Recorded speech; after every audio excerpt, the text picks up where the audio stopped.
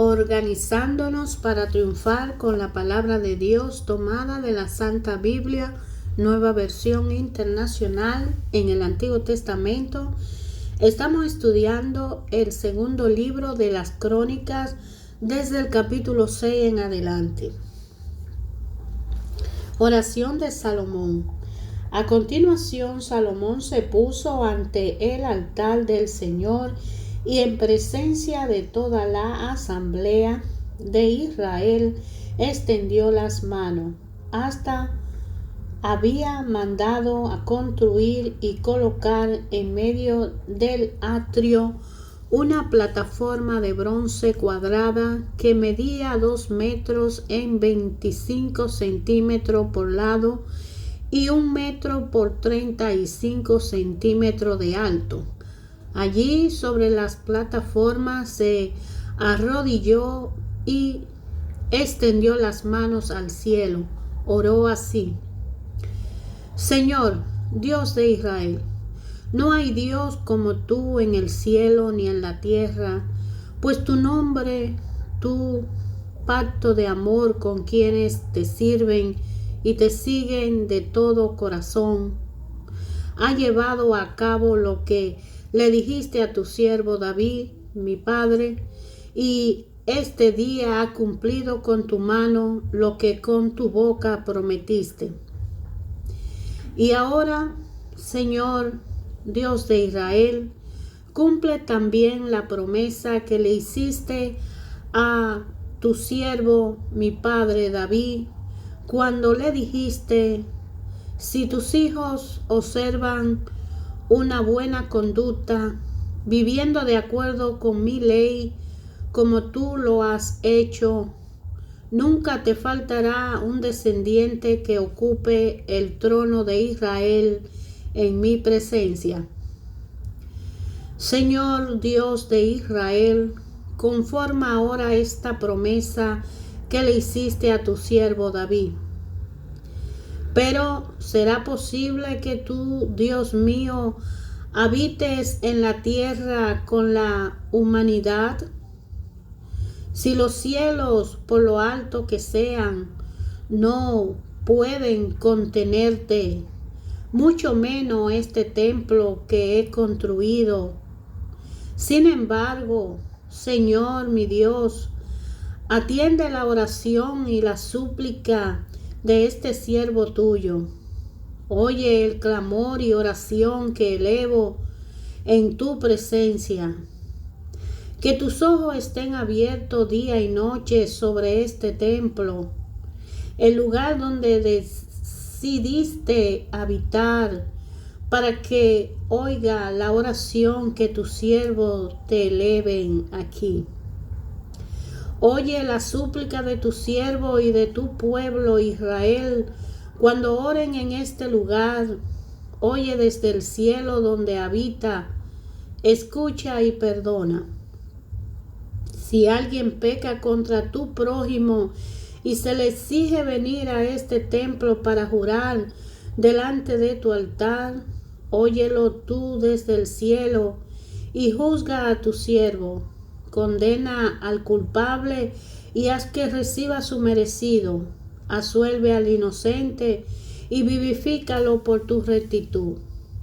Si tu pueblo Israel es derrotado por el enemigo por haber pecado contra ti, y luego se vuelve a ti para honrar tu nombre, y ora y te suplica en este templo, óyelo tú desde el cielo, y perdona sus pecados, y hazlo regresar a la tierra que le diste a ellos y a sus antepasados.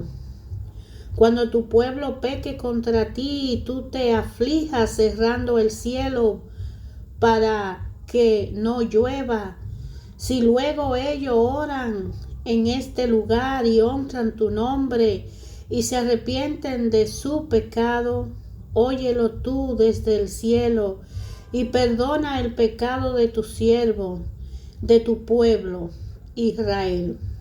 Guíalo para que sigan el buen camino y envía la lluvia sobre esta tierra que es tuya pues tú se la diste a tu pueblo por herencia. Cuando en el país haya hambre, peste, sequía o plaga, de langosta o de saltamontes en los sembrados, o cuando el enemigo sitúe algunas de nuestras ciudades, en fin, cuando venga cualquier calamidad o enfermedad, si luego en su dolor cada israelita, consciente de su culpa, extiende su mano hacia este templo y ora y te suplica, óyelo tú desde el cielo, donde habita, y perdónalo. Págale a cada uno según su conducta, la cual tú conoces, puesto que solo tú escudriña el corazón humano. Así todos tendrán temor de ti y andarán en tus caminos mientras vivan en la tierra que le diste a nuestros antepasados.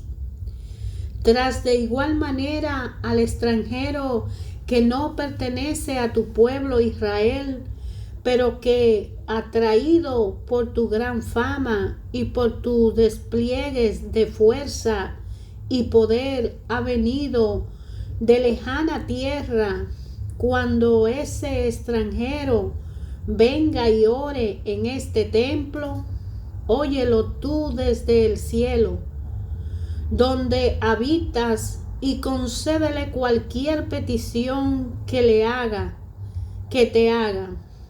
Así todos los pueblos de la tierra conocerán tu nombre y, al igual que tu pueblo Israel, tendrán temor de ti y comprenderán que en este templo que he construido se invoca tu nombre.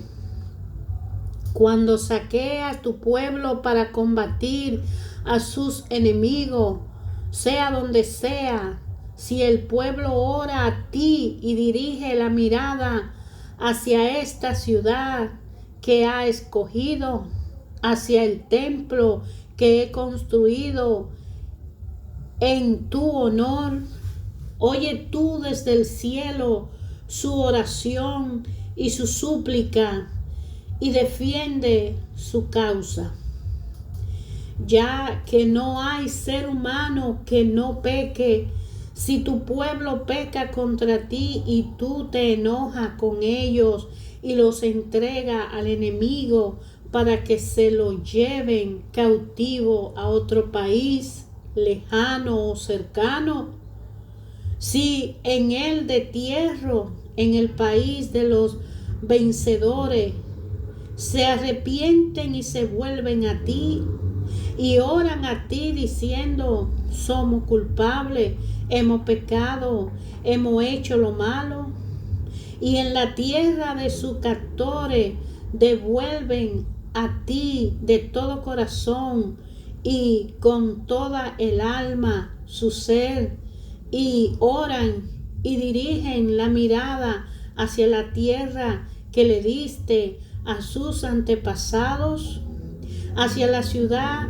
que ha escogido y hacia el templo que he construido en tu honor. Oye tú sus oraciones y súplica desde el cielo, desde donde habita, y desciende su causa. Perdona a tu pueblo que ha pecado contra ti. Ahora, Dios mío, te ruego que tus ojos se mantengan abiertos y atentos tus oídos a las oraciones que se eleven en este lugar. Levántate, Señor y Dios, ven a descansar tú y tu arca poderosa, Señor y Dios, que tus sacerdotes se revistan de salvación, que tus fieles se regocijen en tu bondad. Señor y Dios, no les dé la espalda a tu ungido. Recuerda tu fiel amor hacia David tu siervo. Cuando Salomón terminó de orar, descendió luego del cielo y consumió el holocausto y los sacrificios, y la gloria del Señor llenó el templo. Tan lleno de su gloria estaba el templo que los sacerdotes no podían entrar en él. Al ver los israelitas que el fuego descendía y que la gloria del Señor se posaba sobre el templo, cayeron de rodillas y, postrándose rostro en tierra, alabaron al Señor diciendo: El Señor es bueno, su gran amor perdura para siempre. Entonces el rey y todo el pueblo ofrecieron sacrificio en presencia del Señor. El rey Salomón ofreció 22,000 bueyes y 120,000 ovejas. Así fue como el rey y todo el pueblo dedicaron el templo de Dios. Los sacerdotes estaban de pie en su puesto. Los levitas tocaban los instrumentos musicales que el rey David había hecho para alabar al Señor y con los cuales cantaba: Su gran amor perdura para siempre. Los sacerdotes tocaban las trompetas frente a los levitas y todos ellos permanecían de pie. Salomón también consagró la parte central del atrio que está frente al templo del Señor, y allí presentó los holocaustos y la grasa de los sacrificios de comunión, ya que en el altar de bronce que hizo Salomón no había espacio para los holocaustos, la grasa y las ofrendas de cereales. En aquella ocasión Salomón y todo Israel celebraron la fiesta durante 7 días.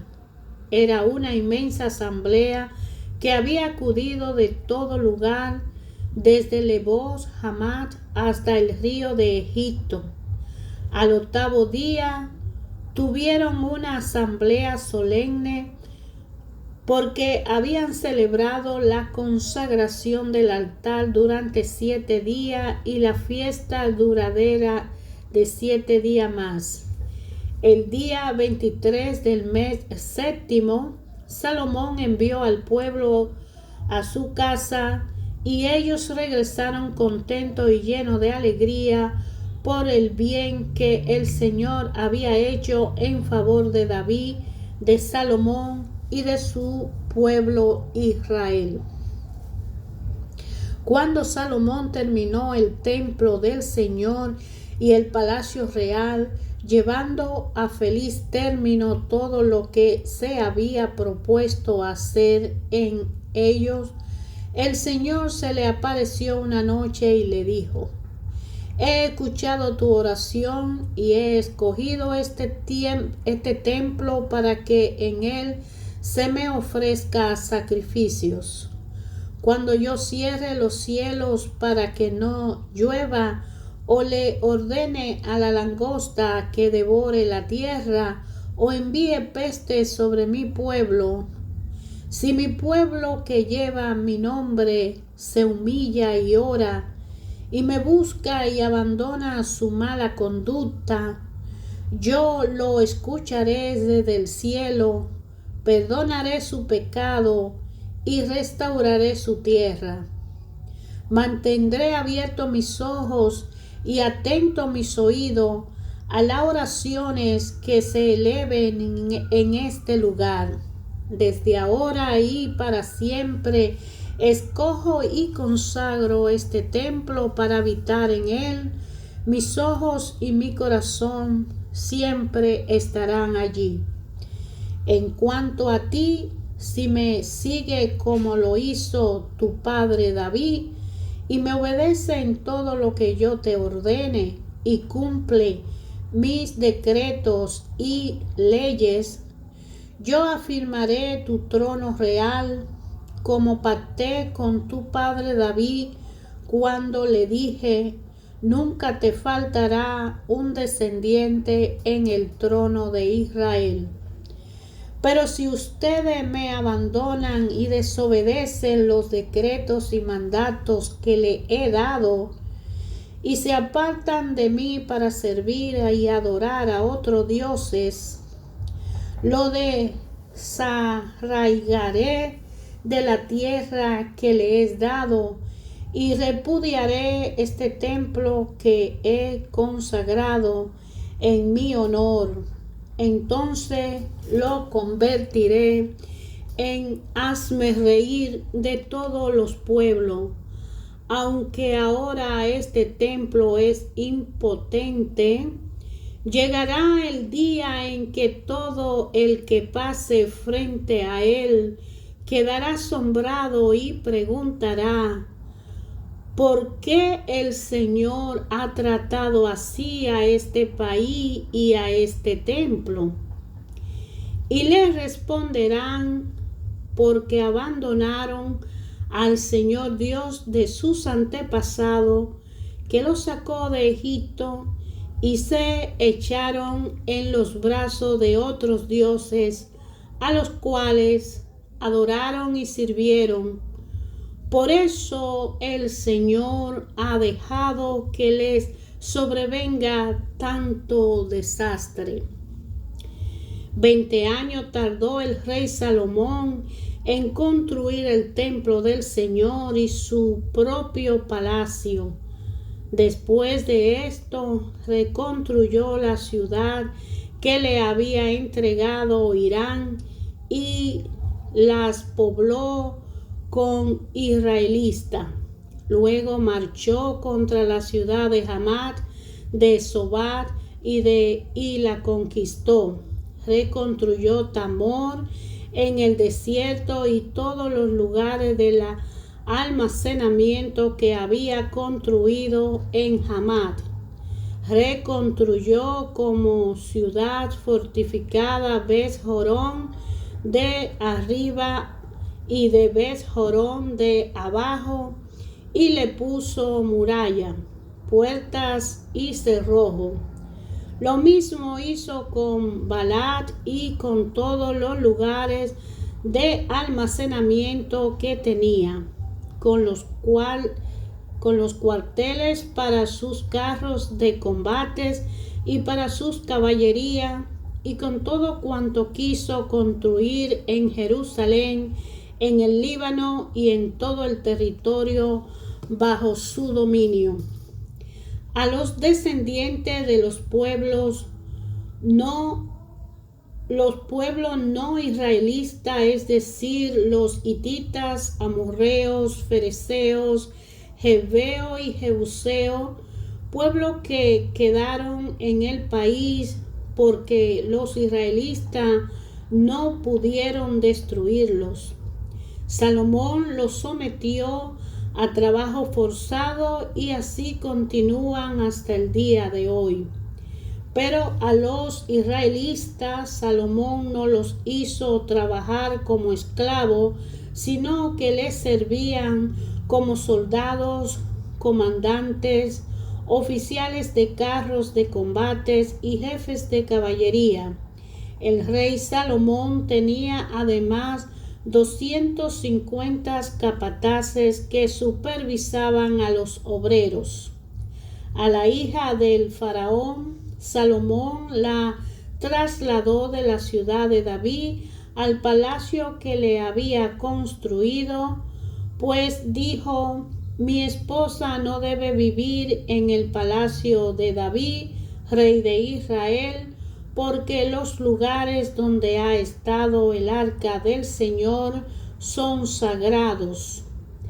En el altar del Señor que había construido frente al atrio, Salomón ofrecía holocausto al Señor los días correspondientes según lo ordenado por Moisés, los sábados, las fiestas de luna nueva y las 3 fiestas anuales, es decir, la de los panes sin levadura, la de la semana y la de las enramadas.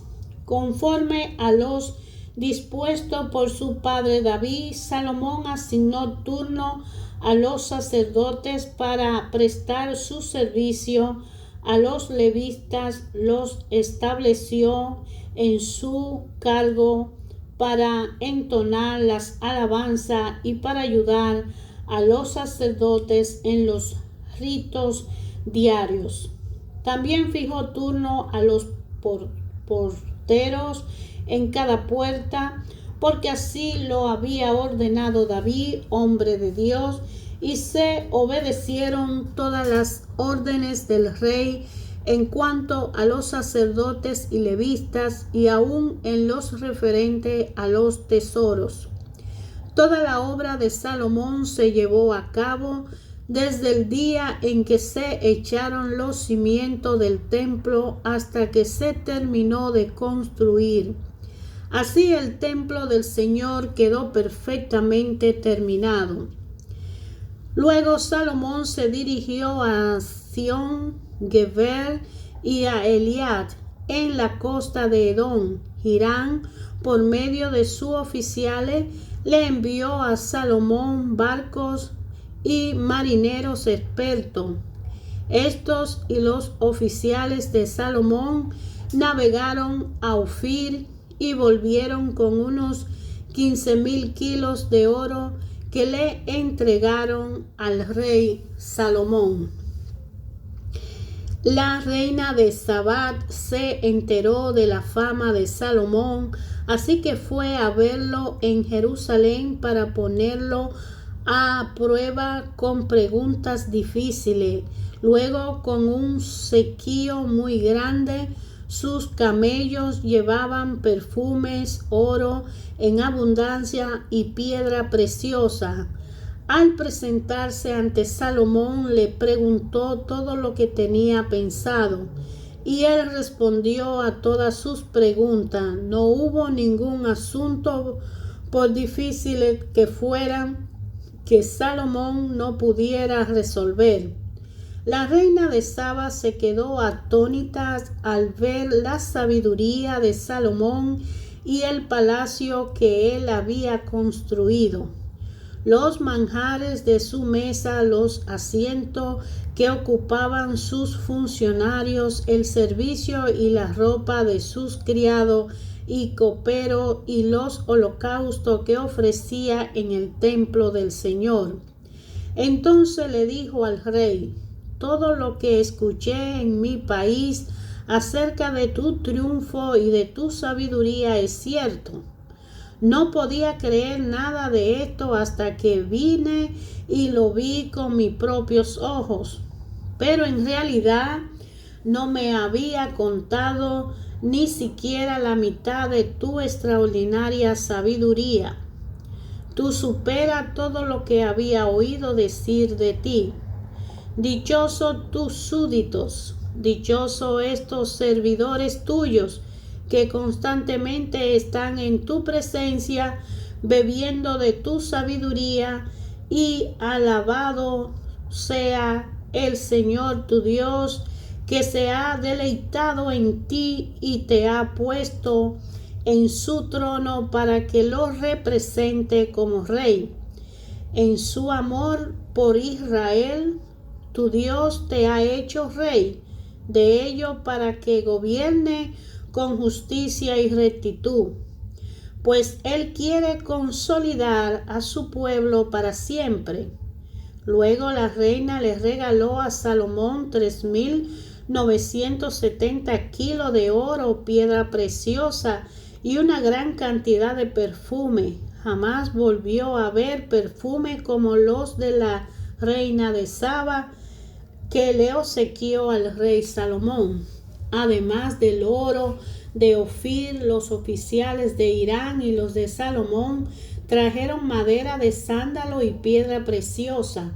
Con la madera el rey construyó escalinatas para el templo del Señor y para el palacio real, y también hizo arpa y lira para los músicos. Nunca antes se había visto en Judá algo semejante. El rey Salomón, por su parte, le dio a la reina de Saba todo lo que a ella se le antojó pedirle, lo cual fue más de lo que ella le dio al rey. Después de eso, la reina regresó a su país con todo lo que la atendían. La cantidad de oro que Salomón recibía anualmente llegaba a los 22,000 kilos, sin contar los impuestos que pagaban los mercaderes y comerciantes. También los reyes de Arabia y los gobernadores del país le llevaban oro y plata a Salomón. El rey Salomón hizo 200 escudos grandes de oro batidos, en cada uno de los cuales se emplearon 6,5 kilos de oro. Hizo además 300 escudos más pequeños, también de oro batido, empleando en cada uno de ellos 3 kilos de oro. Estos escudos lo puso el rey en el palacio llamado Bosque del Líbano. El rey hizo también un gran trono de marfil recubierto de oro puro. El trono tenía 6 peldaños, un estrado de oro, brazos a cada lado del asiento, 2 leones de pie junto a los brazos y 12 leones de pie sobre los 6 peldaños, uno en cada extremo. En ningún otro reino se había hecho algo semejante. Todas las copas del rey Salomón y toda la vajilla del palacio Bosque del Líbano eran de oro puro. Nada estaba hecho de plata, pues en tiempo de Salomón la plata era poco apreciada. Cada 3 años, la flota comercial del rey, que era tripulada por los oficiales de Irán, regresaban de Tarsis trayendo oro, plata y marfil, monos y mandrileras. Tanto en riqueza como en sabiduría, el rey Salomón sobrepasó a los demás reyes de la tierra. Todo ello procuraban visitarlo para oír la sabiduría que Dios le había dado, y año tras año le llevaban regalos, artículos de plata y de oro, vestidos, armas, perfumes y caballos y mula. Salomón tenía 4,000 establos para su caballo y sus carros de combates, y 12,000 caballos que mantenía en la caballeriza y también en sus palacios en Jerusalén. El rey Salomón extendió su dominio sobre todos los reyes, desde el río Éufrates hasta Filistea y la frontera de Egipto. Hizo que en Jerusalén la plata fuera tan común y corriente como la piedra, y el cedro también abundante como la higuera de la llanura. Sus caballos eran importados de Egipto y de todos otros países. Los demás acontecimientos del reinado de Salomón, desde el primero hasta el último, están escritos en las crónicas del profeta Natán, en la profecía de Ahía el Silonita y en las visiones del vidente Jaidud acerca de Jeroboam, hijo de Nabat. Salomón reinó en Jerusalén 40 años sobre todo Israel. Cuando murió, fue sepultado en la ciudad de David su padre, y su hijo Jeroboam lo sucedió en el trono.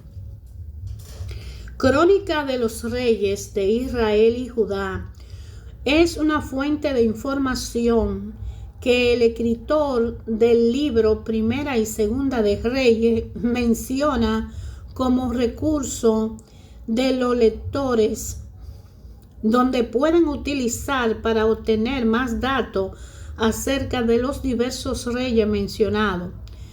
En la Primera de Reyes 14:19, estos no son los libros bíblicos 1 y 2 de Crónica. Es probable que hayan sido registrados oficiales de la corte recopilado para ser utilizado por cada uno de los reyes. Aparentemente, dichos registros estuvieron a disposición del autor de Reyes, que escribió después de la destrucción de Jerusalén, pero no están disponibles en la actualidad. El libro de Crónica de los libros 1 y 2, Crónicas, son el primer y segundo libro de una serie de 4 que incluye Esdras y Nehemías.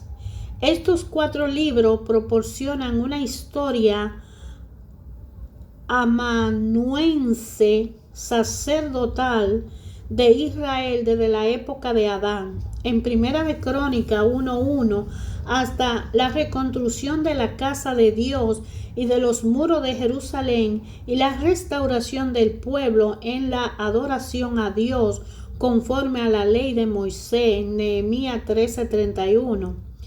El énfasis especial está en la bendición de la casa de Dios en Jerusalén, sobre la cual Dios había establecido su nombre para siempre, como dice Segunda de Crónicas 7:16.